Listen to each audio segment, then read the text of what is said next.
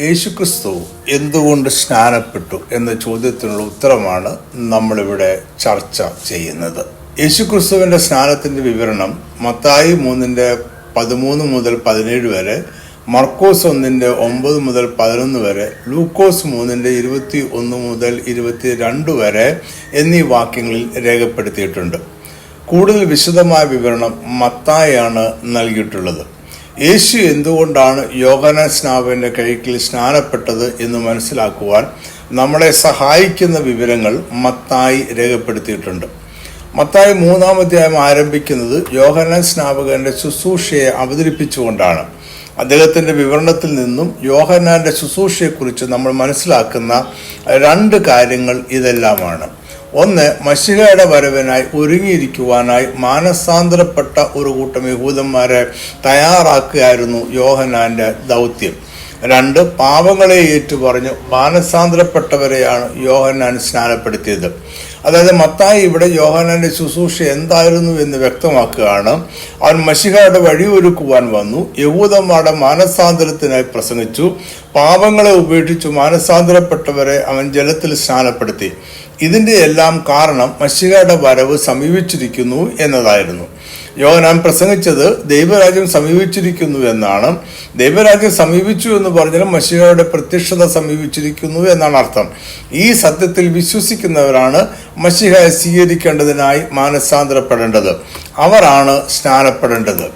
മാനസാന്തരം അക്കാലത്തെ യഹൂദന്മാർക്കിടയിൽ വേറിട്ട ഒരു അനുഭവം ആയിരുന്നു.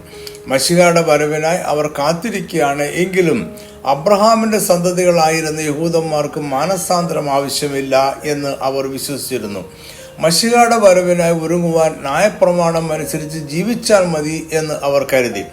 ഈ അവസരത്തിലാണ് മശിഹയുടെ വരവ് സമീപിച്ചിരിക്കുന്നു, അതിനാൽ അവനെ വരവേൽക്കുവാനായി മാനസാന്തരപ്പെട്ട് സ്നാനപ്പെട്ട് ശുദ്ധീകരണം പ്രാപിക്കണമെന്ന് യോഹന്നാന്റെ ദൂത് ഉണ്ടാകുന്നത്. അബ്രഹാമിന്റെ ജഡപ്രകാരമുള്ള സന്തതി എന്നതിൽ രക്ഷയോ നിത്യജീവനും ഇല്ല എന്നാണ് യോഹന്നാൻ പറഞ്ഞത്. അതിനാൽ മാനസാന്തരപ്പെടണം. ഇതാണ് യേശുവിന്റെ സ്നാനത്തിന്റെ ആത്മീയ പശ്ചാത്തലം. യേശുക്രിസ്തുവിന്റെ സ്നാനത്തെക്കുറിച്ച് ചിന്തിക്കുമ്പോൾ ആദ്യം നമുക്ക് തോന്നുക അതിൻ്റെ അർത്ഥശൂന്യതയാണ്. കാരണം യോഹന്നാൻ മാനസാന്തര സ്നാനമാണ് നൽകിയിരുന്നത്. യേശു പാപമില്ലാത്തവൻ ആയിരുന്നതിനാൽ അവന് മാനസാന്തരം ആവശ്യമില്ലായിരുന്നു. അവനിൽ അശുദ്ധി യാതൊന്നും ഇല്ലായിരുന്നു എന്നതിനാൽ ശുദ്ധീകരണവും ആവശ്യമില്ല. അതുകൊണ്ടാണ് യേശുക്രിസ്തു സ്നാനപ്പെടുവാനായി വന്നപ്പോൾ യോഹന്നാൻ അവനെ വിലക്കിയത്. പരീശന്മാരോടും സദൂക്യരോടും മറ്റുമുള്ള എല്ലാ യഹൂദ ജനത്തോടും മാനസാന്തരപ്പെട്ട് സ്നാനം സ്വീകരിക്കുവാൻ ഉപദേശിച്ച യോഹന്നാൻ യേശുവിനോട് അവന് മാനസാന്തരവും സ്നാനവും ആവശ്യമില്ല എന്ന് പറയുകയാണ്. യേശു ഇതിനൊരു വാചകത്തിൽ മറുപടി പറഞ്ഞു, ഇപ്പോൾ സമ്മതിക്കുക, ഇങ്ങനെ സകല നീതിയും നിവർത്തിക്കുന്നത് നമുക്ക് ഉചിതം. യേശു എന്തുകൊണ്ട് സ്നാനപ്പെട്ടു എന്ന ചോദ്യത്തിനുള്ള ഉത്തരം ഈ വാക്യത്തിലുണ്ട്. സകല നീതിയും നിവർത്തിക്കുന്നത് നമുക്ക് ഉചിതം എന്നതുകൊണ്ടാണ് യേശു സ്നാനം സ്വീകരിച്ചത്. സ്നാനപ്പെടുന്നത് ഉചിതമായിരുന്നു. അത് സകല നീതിയും നിവർത്തിക്കുന്നതിന് ഉചിതം ആയിരുന്നു. യേശുക്രിസ്തുവിന്റെ ജീവിതം തന്നെ എല്ലാ നീതിയും നിവർത്തിക്കുന്നതായിരുന്നു. അവൻ നീതി നിവർത്തിച്ചത് അവനിൽ അനീതി ഉണ്ടായിരുന്നത് കൊണ്ടല്ല, അത് അവന് നിത്യജീവൻ ഉണ്ടാകുവാൻ വേണ്ടിയും ആയിരുന്നില്ല. എല്ലാ ദൈവിക നീതിയും യേശുക്രിസ്തു നിവർത്തിച്ചത് പാപികളായ മനുഷ്യർക്ക് വേണ്ടിയാണ്. അത് മാനസാന്തരപ്പെട്ടവനിൽ വിശ്വസിക്കുന്ന മനുഷ്യർ നീതീകരിക്കപ്പെടേണ്ടതിനും അവർക്ക് നിത്യജീവൻ ലഭിക്കേണ്ടതിനും വേണ്ടിയാണ്. ഇതിനെക്കുറിച്ചാണ് യെശയ്യാ 53:11 പറയുന്നത്, നീതിമാനായ എൻ്റെ ദാസൻ തൻ്റെ പരിജ്ഞാനം കൊണ്ട് പലരെയും നീതീകരിക്കും. നീതിമാനായ യേശുക്രിസ്തു അവൻ്റെ നീതിയാൽ അനേകരെ നീതീകരിക്കും. യേശുവിൻ്റെ നീതി മനുഷ്യർക്ക് തങ്ങളുടെ പാപങ്ങളെ ഉപേക്ഷിച്ച് മാനസാന്തരപ്പെടുന്നതിലൂടെയും മശിഹായിൽ വിശ്വസിക്കുന്നതിലൂടെയും ലഭിക്കും. യേശുക്രിസ്തുവിന്റെ നീതി അബ്രഹാമിന്റെ ജഡപ്രകാരമുള്ള സന്തതി എന്ന അവകാശത്താൽ ആർക്കും ലഭിക്കുകയില്ല. ദൈവത്തിനു മുമ്പാകെ മനുഷ്യർ നിവർത്തിക്കേണ്ട എല്ലാ നീതിയും യേശുക്രിസ്തു അവനിൽ വിശ്വസിക്കുന്ന അനേകർക്ക് വേണ്ടി അവന്റെ ജീവിതത്തിൽ നിവർത്തിച്ചു. അതിന്റെ ഭാഗമായി അവൻ യോഹന്നാന്റെ കൈക്കീഴെ സ്നാനമേൽക്കുകയും ചെയ്തു. യേശുക്രിസ്തു മനുഷ്യർ അനുഷ്ഠിക്കേണ്ട സ്നാനം സ്വീകരിച്ചു. പാപം ഒഴികെ സകലത്തിലും അവൻ മനുഷ്യർക്ക് തുല്യനായി. യോഹന്നാൻ യേശുവിനോട് പറഞ്ഞത്, നിന്നാൽ സ്നാനമേൽക്കുവാൻ എനിക്ക് ആവശ്യം, പിന്നെ നീ എൻ്റെ അടുക്കൽ വന്നുവോ? മാനസാന്തരം ആവശ്യമില്ലാത്ത യേശു ക്രിസ്തുവാണ് മാനസാന്തരം ആവശ്യമുള്ള യോഹന്നാനെ സ്നാനപ്പെടുത്തേണ്ടത്. എന്നാൽ യേശു അതിനെ ദൈവനീതിയുടെ നിവൃത്തിയായി കണ്ടില്ല. മാനസാന്തര സ്നാനം നൽകുവാനും മശിഹായ്ക്ക് വേണ്ടി വഴിയൊരുക്കുവാനും ദൈവത്താൽ നിയോഗിക്കപ്പെട്ട യോഹന്നാന്റെ ശുശ്രൂഷയെ അനുസരിക്കുന്നതാണ് നീതിയുടെ നിവൃത്തി. യേശുക്രിസ്തു സ്നാനപ്പെടുന്നത് അവന്റെ ഈ ഭൂമിയിലെ ശുശ്രൂഷ ആരംഭിക്കുന്നതിന് മുമ്പാണ്. യോഹന്നാൻ മശിഹയുടെ മുന്നോടിയായിരുന്നു.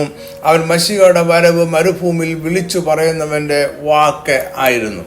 അവൻ മണവാളൻ വരുന്നുവെന്ന് പ്രഖ്യാപിക്കുന്ന തോഴനായിരുന്നു. യെശയ്യാവ്, മലാക്കി എന്നീ പഴയ നിയമ പ്രവാചകന്മാരുടെ പ്രവചനമാണ് യോഹന്നാനിൽ നിവൃത്തിയാകുന്നത്.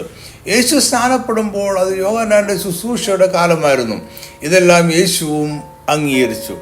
ദൈവത്തിന്റെ നീതിയിലേക്കുള്ള മാനസാന്തരപ്പെട്ട ഒരു പാപിയുടെ പ്രവേശനത്തിന്റെ സൂചനയായിരുന്നു യേശുക്രിസ്തുവിന്റെ സ്നാനം. അവന്റെ സ്നാനം ന്യായപ്രമാണപ്രകാരമുള്ള എല്ലാ നീതിയും പാപികളായ അനേകർക്ക് വേണ്ടി നിവർത്തിക്കുന്നു. ദൈവത്തിന്റെ നീതി നിവർത്തിക്കുക പാപത്താൽ സമ്പൂർണമായ മലിനമാക്കപ്പെട്ട മനുഷ്യന് സാധ്യമല്ല. അതിനാൽ പാപമില്ലാത്ത യേശുക്രിസ്തു അത് അവനിൽ നിവർത്തിച്ചു. യോഹന്നാൻ സ്നാപകൻ പഴയ നിയമത്തിലെ പുരോഹിതനായിരുന്ന അഹരോന്റെ തലമുറയിൽ ലേവ്യ ഗോത്രത്തിൽ ജനിച്ചവനായിരുന്നു. അവന്റെ പിതാവ് ദൈവാലയത്തിലെ പുരോഹിതനായിരുന്നു. പാപപരിഹാരത്തിനായുള്ള യാഗം കഴിക്കുക എന്നത് പുരോഹിതന്റെ ജോലിയായിരുന്നു. യാഗമൃഗത്തെ ഊനമില്ലാത്തതായും അതിനെ യാഗത്തിന് യോഗ്യമായതായും പ്രഖ്യാപിക്കുക പുരോഹിതന്റെ ഉത്തരവാദിത്തമാണ്. ഇങ്ങനെ പൗരോഹിത്യ പാരമ്പര്യത്തിൽ ജനിച്ച യോഹന്നാനാണ് അനേകരുടെ പാപപരിഹാരത്തിനായി ദൈവം ഒരുക്കിയ കുഞ്ഞാടായ യേശുക്രിസ്തുവിനെ സ്നാനം കഴിപ്പിക്കുന്നത്. സ്നാനം യാഗമൃഗത്തെ ശുദ്ധീകരിക്കുന്ന ആചാരമായിരുന്നു.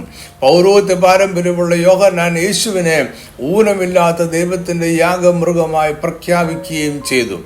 യോഹന്നാന്റെ സ്നാനം ദൈവത്തിൽ നിന്നുള്ളതാണ് എന്ന സന്ദേശവും യേശുവിന്റെ സ്നാനത്തിലുണ്ട്. യേശു സ്നാനപ്പെട്ടതിന് ശേഷം ഉണ്ടായ സ്വർഗീയമായ അടയാളങ്ങൾ തൃത്വത്തിന്റെ പ്രത്യക്ഷത ആയിരുന്നു.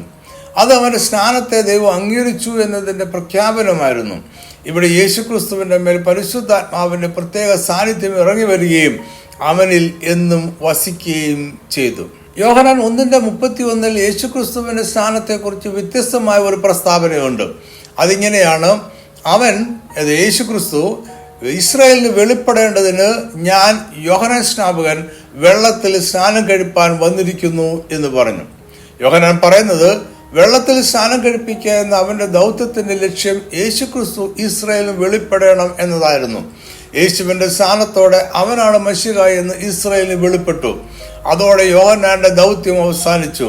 യേശുവിന്റെ സ്നാനത്തിന്റെ ഉദ്ദേശത്തിൽ ഈ മർമ്മം കൂടി ഉൾപ്പെടുത്തേണ്ടതാണ്.